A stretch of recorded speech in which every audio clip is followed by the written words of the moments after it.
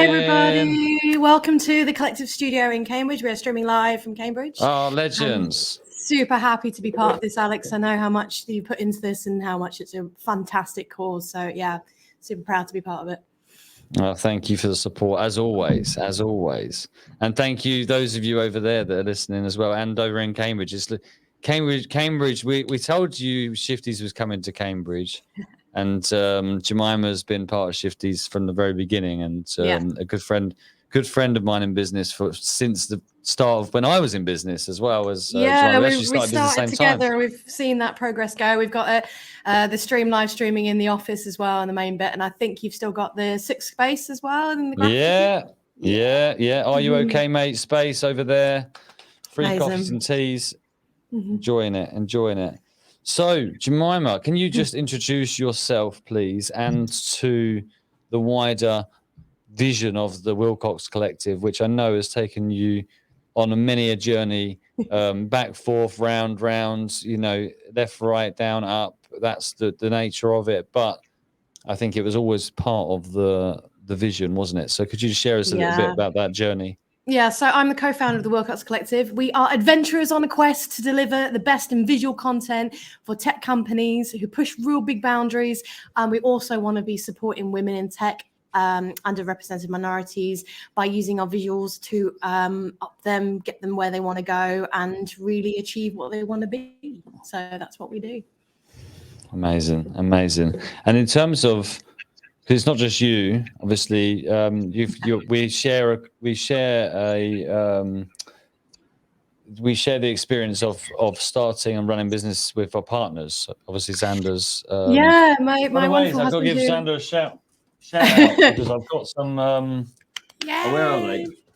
I've got some. Well, the ones you've commissioned are currently being finished. I know that. I've got some awesome 3D printed key rings, Shifties key rings, and they have also donated for the raffle quite a few gifts of the 3D printing nature. Yeah, we're giving away part of the Speak Up raffle, £25 worth of voucher to have something custom 3D printed, some key rings, some merch, depending on what you want. We also do these awesome things called lithophanes, which we can 3D print a photo, which is amazing. Oh, that's what that was. You know what? I read it and I didn't know what it was, if I'm honest with you, but it sounded cool. And then I was on TikTok the other day and I saw that. What you've just described. I thought that's really cool. So that's what that is. Well done. Lithophanes are amazing. You can take a digital image and then you can print it pretty much any size, and then you basically hang it up against a window or a light source, and you get photo realistic image coming through as well. So yeah, we're donating a voucher to get some 3D printed stuff as well. So coming back to Xander, he's always been my rock. He's always been my supporter, and kind of he describes himself as my supporting cast, if we were talking about it in a play kind of scenario. And throughout, I've been running business now for 5 years, and it actually contributed to his family, were the people that kind of went, "Hey, you've got this nice space at your home. You could do a studio." And I went, "Don't be stupid," and then kind of went back at it, went, "Actually, yeah, we could use this studio." And his family have been really supportive, and he was the one that. The start of my business was me quitting a job that was making me severely depressed, coming home crying every day, and it wasn't worth my time or energy to keep going. So he was like, "Why don't you quit? We're all right." He's a software tester for a large company in Cambridge. And he said, "Well, as long as you can find a part-time job, why don't you run your business?" And we were very fortuitous with that. Our very awesome mutual friend, Ed Goodman, was running at the time the Cambridge Business Lounge. Big G. Massive shout out to Ed. And that's how we got connected via his masterminds. That's right. And yeah, I took the plunge, and I was very fortunate that he had a part-time job going in the business lounge as a community manager. So I jumped in with both feet, working in a community full of small businesses and getting to know everybody and just submerge myself within that. And fast forward a little bit, in 2019, when me and Xander got married, we both agreed that we wanted to kind of create something together that we can both work on, we can both get into. He was getting more interested in shoots and editing and coming on location, meeting my clients. And it was just a really, really nice partnership. So we came to the conclusion that we wanted to grow and become a company called the Wilcox Collective. And there were two things to this. Was A, we wanted to move into the videography space. So we wanted to create photography and videography for clients. And we wanted to be big. We wanted to have a real purpose and leadership and drive to, you know, create more content for businesses that had purposes like us. So the collective is a goal to be national and eventually international, which would be absolutely amazing. And so far we've achieved 5 collective members in the UK, mostly South. This year our goal is to be in Birmingham and Brighton and Manchester, which we're even started to move on there as well. So we wanted to be able to work with more clients and be there. So he came on board. Now, this is partly to do with how our mental health was really affected, that the pandemic hit in March 2020. We both agreed that we were going to jump in with the company in March. He gave his notice in, and then 2 weeks later, a global pandemic was announced. I remember it was a nightmare, wasn't it? God, couldn't write it. Super crazy. And I mean, you can imagine my husband is somebody that has worked all of his life in a salary worker, 9 to 5, that kind of thing. And taking that big leap of faith to go and do something by yourself and not have that security around you, it was huge, absolutely massive. And still to this day, we are still dealing with the knock-on effects of the fact that we had to make that decision to live, to carry on and maintain our lifestyle and what we were trying to achieve. He then went back to his job. And thankfully enough, his job said, great, come back to us. And he's been working with ever since. So he's dialed back a bit of the involvement he was going to be in. But in 2020 as well, that's when the 3D printing just appeared out of nowhere. We bought a 3D printer. Yeah. And then from 2020 March, we learned all about it. We started doing commissions for you guys. Shout out to Rune Silk as well and Cabo, to Optimize. So all of our local, communities around Cambridge. We also got to the geeky side, so tabletop role play, making tiny models and things like that. We do that as well. So over the last 2 years, we've built up a knowledge and understanding of 3D printing. We've gone from 1 machine to 5 machines. Wow. Now, and because we moved into the space into Eagle Labs in Cambridge in 2020, the studio removed, and now we're here. So our studio at home turned into a makerspace. So we have our 3D printing set up, we have our sewing machine, we have a mini studio set up there as well. So it's been a real challenge with regards to mental health and changing and things like that. And it's something that you said to me and you said to the whole community in 2020 was put your mask on first, put your breathing mask on first, sort that out. And it's taken me this long, 2 years, to kind of really apply that thinking, because in 2020 I was pivoting, working in marketing and doing amazing things with Cambridge Fruit Company. And repetitively that mask gets slipping off and I'm trampling on it. And I'm just kind of keep going and going and going and going because I have to do that. And only in the last year where I've put that mask on and realized it's me that I need to focus on. It's me that I need to make sure that I am healthy mentally and also physically and feeling stronger and fit and capable of running a business. And if you're not able to feel this way, your business is going to really, really suffer from not being able to be its best and be its most profit. So in the last 18 months, we've gone from launching a company in a pandemic to not doing anything with it for a year, roughly here and there, to this year not even knowing what was happening, to being in this space, which we love. Eagle Labs are amazing and supportive and want us to be part of their ecosystem. And things are up and up and up now. So Xander's part of the company, he's 3D printing, and I'm specializing with a creative director of photography and videography. And it's wonderful because we are growing and we are taking on great clients and doing amazing things and still trying to keep within our values of, really trying to help underrepresented minorities such as, women in STEM and women in tech. Loved you speaking to Jam just there. I totally agree what she said about, the small changes and things. I was watching in the gym earlier while you were speaking to, I've forgotten her name now. Rachel? Mental health trainer. Oh, Danny B. Yes. Yeah, think and it's Mia. Sarah love it. Yes, Sarah so I Ellis. was watching that, and I'm Oh, certainly wow. agreeing with that as well. So there's lots of things that are happening with us that are really, really good, but there's lots of experiences and things that have happened in the last year that have super tested mental health. Really have. So can I thank you for that, and congratulations, by the way, because I do know that I've seen what you've been through to get to where you are now, and I'd have no doubt that it will serve you so well in the future beyond this.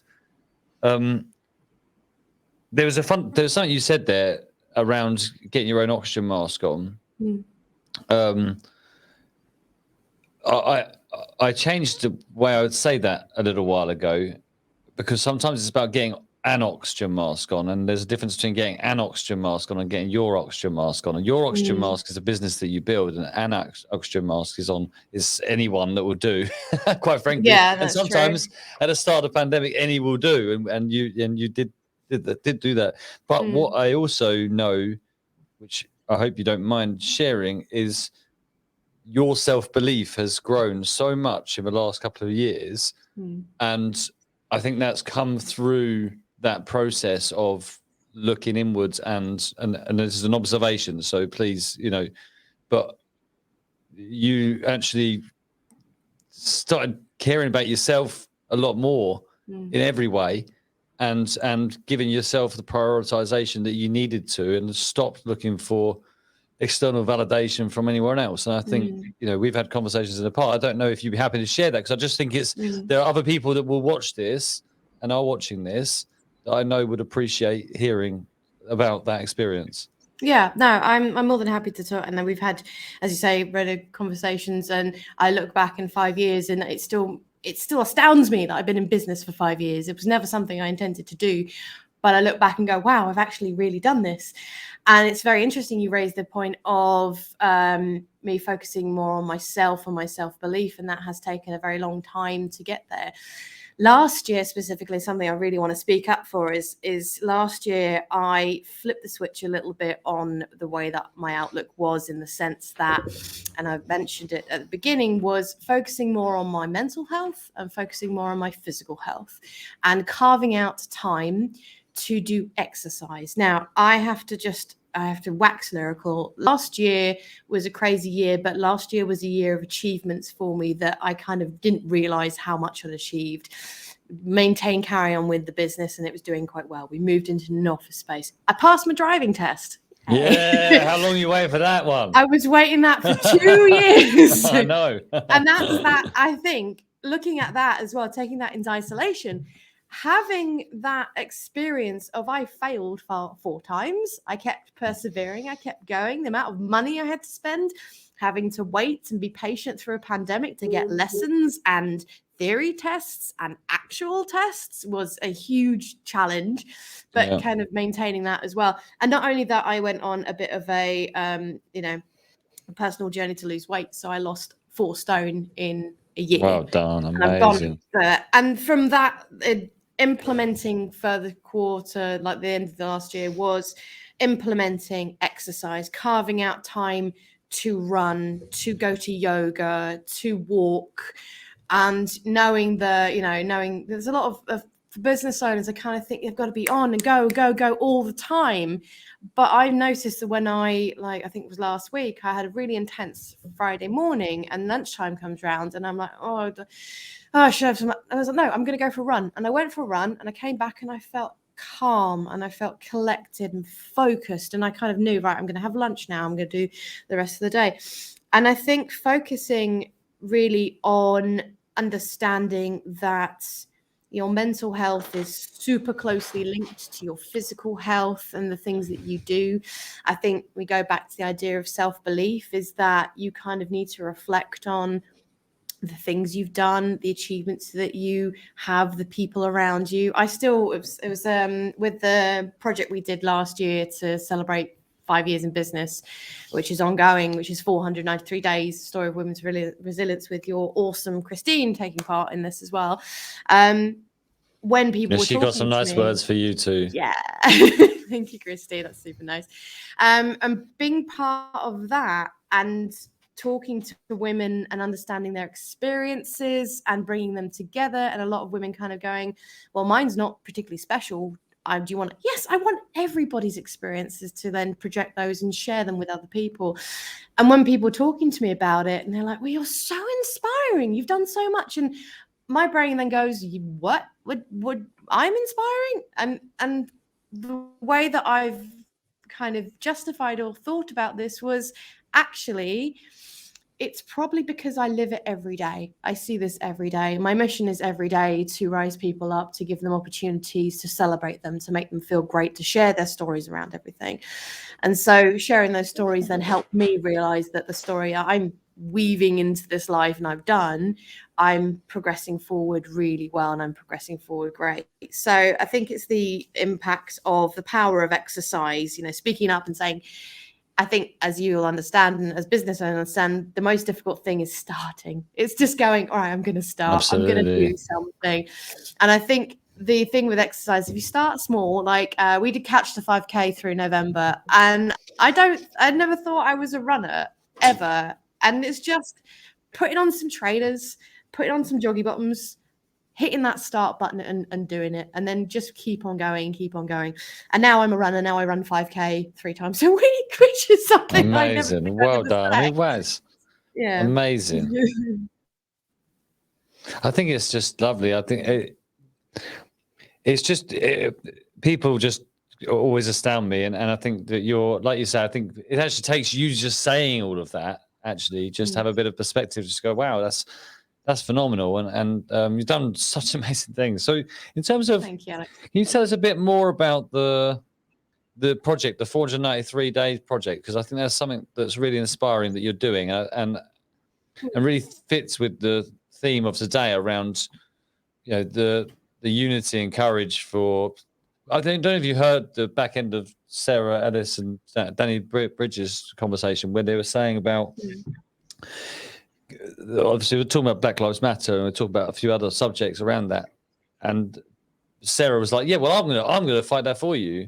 And I really like that attitude towards life. And what you're doing there is exactly that: is to say, well, I see something that I care about, and I see that this is causing pain to people that I love, and I'm going to do something about it. And I think that's really powerful. So, yeah, if you wouldn't mind just telling us a bit more about that. Super. Yeah. I mean, the project came about where a Deloitte survey was released around women's impact in their careers in the pandemic. So they surveyed over 400 women in 7 countries, and 85% of those women said the pandemic had negatively impacted their lives. Well, I kind of went, okay, we know this. It's pretty damn obvious. And it was information that was being shared that was kind of pointless. There's nothing to be done with it. It was obvious. So it made me then reflect. It made me then think about all the women that I was aware of and I was around that were doing amazing things, making choices they may have not made before, and how they built their own resilience and overcame these things. So I wasn't trying to see what the pandemic was doing, but I was trying to see what stories I could find about these women's of overcoming and being more resilient. And the plan was, I set myself a goal of 100 women, which is a little bit ambitious. But, what are you? Ambitious? No. Yeah, ambitious. And I'm very glad to say is that, including Christine, I interviewed 15 women over about a 2 or 3 month period and put a documentary piece together. So we interviewed them in here, and we also did some portraits as well. So I was trying to, and one of the things around that, which I'm sure I've mentioned so openly, is the project's also a kind of underlie a ongoing lifelong project for me, what a strong woman looks like. Now, something that we are confronted with business day to day is business is visually very masculine. We have a lot of masculine poses that are arms crossed and kind of, it frustrates me that we can't create a narrative or a visual for a woman in business that shows their personality and their strength that's not a direct masculine connotation. So part of this project was for me to do some more research and more depth and filling in and asking, what does a strong woman look like? And that was the imagery that we were trying to create within it as well. And that's an ongoing project for me to do. But with 493, what we did with it as well, that we premiered it on our business birthday, our 5th business birthday. We always have annual business events, and I know I missed this one, buddy. The Rona got me. So sad about that. But no, it was great. We had a great attendance. We had 20 people turn up. We live streamed it as well. We had lots of really great things. So we premiered the documentary, which was a real challenge for me because we took all of this content and we were, we had interviews that were 45 minutes long and trying to put it into one thing. And then my editor gave me like the rough cut, which was 2 hours long. And then that took me 3 solid days to cut it down to 20 minutes. So I have a super admiration for all my editors and my video production people, that it's so much of an effort to put that into a short form piece. So we premiered that. We then had a panel discussion with 3 of the women that took part to discuss how they felt being part of this project, and it was really great. We had lots of really good questions, and we got some great press coverage as well. So we are going to be continuing this project. So season 1 was last year. Season 2 is going to be started to be shot in February, and it's going to maintain all the way through to November this year. Kind of what we want to do with season 4 is to look back and say, a year ago, you took part in this project, what's changed, how has it made you feel, that kind of thing. So it's about showing these women's experiences and stories, no matter how, in their opinions, benign or normal or boring. It's just having that ability to share that story with other people, for that person to watch the story, connect with it. We had some great people. We have a lady who is a Paralympian athlete that took part in it. We had a lady who moved from Australia all the way to the UK for it as well. Alex Wallace was in there. Alex Wallace? Yes. I think it was Alex Wallace. Oh, I've got the wrong. I've done the wrong thing, but can you hear me better now? Sorry, I was trying to mute that other mic over there. We're going to be moving forward to season 2 then. Right. Sorry, my bad. I'm tired. My bad. It's really, really awesome. So, Jemima, can you put the links to this stuff in the comments on the Facebook and LinkedIn thread? There's a new thread that's going up on LinkedIn at 2:00, so please do put the comments on there. So just so people can back this and maybe put other people forward for it. Definitely. And something that we've identified and something that we champion within our business is, being an ally for diversity in BAME and women in tech, is that we really want to demonstrate and show more diverse women. And that was the feedback I got from season 1, is that we did have somebody who is disabled, but visually we need people of color. We need people to come in and share their stories because they maybe have a different opinion and things like that. So I will definitely share those links with you as well. Awesome. Right, I've got 2 questions. First one, what color do you want me to change this to? My blow up box. I have basically lots of different variations of red, green, blue, pink, orange, yellow. Do you have yellow? Yellow, yeah. You gotta have yellow. Yellow it is. For the collector. We're in the yellow. Brilliant. And my second question is, what in 2022 are you most excited about? That's a super good question. Adventure, I think. That is, of course, probably. Yeah, I think one of our values is being adventurers. That in business, we've got some super amazing clients coming up, some projects we're being involved with, 493 coming through. As you know, I'm a ridiculous connector, so the connections I've been making recently are amazing and inspiring. Adventuring out of Cambridge, now being able to drive, yay. So being able to experience different places. But no, I think I'm feeling really confident in my own self that I've been able to run a business all the way through a pandemic, that we stand out differently because we have a cause and a mission that we're dedicated to doing. Yeah, and I think generally just making a real big point on, as you say, being reflective and, looking intuitive, being that intuitive eating, intuitive exercising, and reflecting and seeing, what best we can do, what best I can do with my time and energies, and what I can do to impact people in a positive way. Beautiful. Well said. Very well said. Well, thank you so much, Jemima, for being you and for being a wonderful member of this community. You are, we run these NAM challenges, and we've finally got a digital badging membership, so we can get our digital badges out. The ultimate badge is the super connector. You're definitely one of those, and I think a lot of members would back me up on that. I just think, thank you so much for what you give to the community, and you deserve all the success that you inevitably have. Thank you really much. Connection for us is super important, being a collective and being a stronger group together with more diverse ideas. And that's why community like Shifties is super important to me. And I will carry on continuing supporting as much as I can. Absolute legend. And thank you, everyone in Cambridge who's listening as a result of Jemima forcing you to listen to my voice all day, which must suck.